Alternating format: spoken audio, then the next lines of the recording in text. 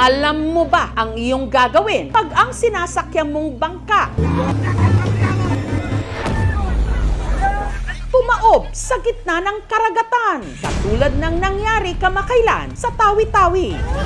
Naisip ko 50-50 na talaga kaming mabuhay pa. Wala, hindi na to safe. Sobra po ma'am, nakakatakot. Grabe po ang laki ng halon.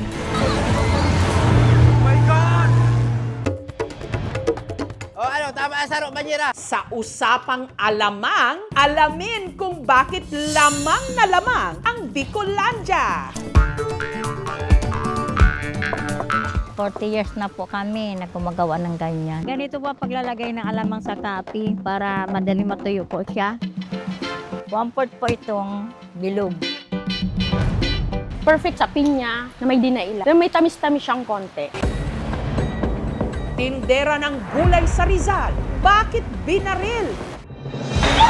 Habang siya'y naka-Facebook Live. Parang pumatay ng manok. Wala nang ginagawa sa kanyang asawa ko. Binaril niya po sa ulo.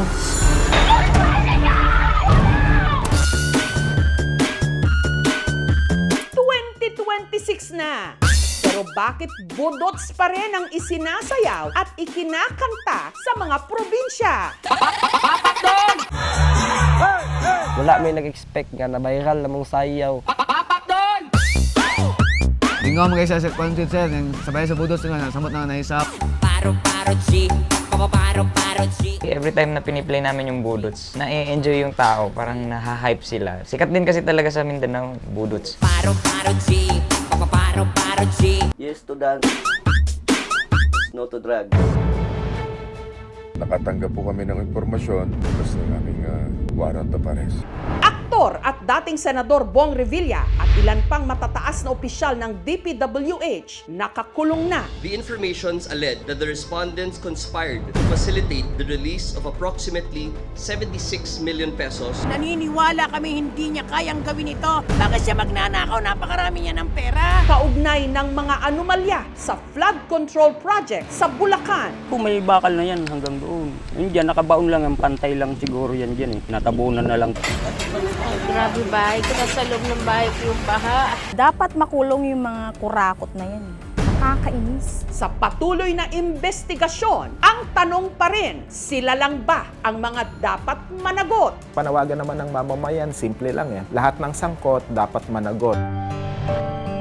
Amerikanong tumira sa Clark, Pampanga noong dekada 70, hinahanap ngayon ang dati niyang pinayaya na ang pangalan Ate Rose. Ilang dekada man ang dumaan at hindi mo na matandaan. Ako yung lagi mong kasama nung ako ay bata pa. She was very kind and loving. I saw her more than I did my brothers and sisters. There's a special bond there, something you don't forget. She was part of the family. Ate Rose, nasaan ka na?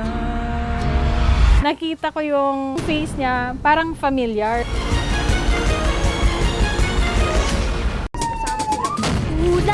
What was that?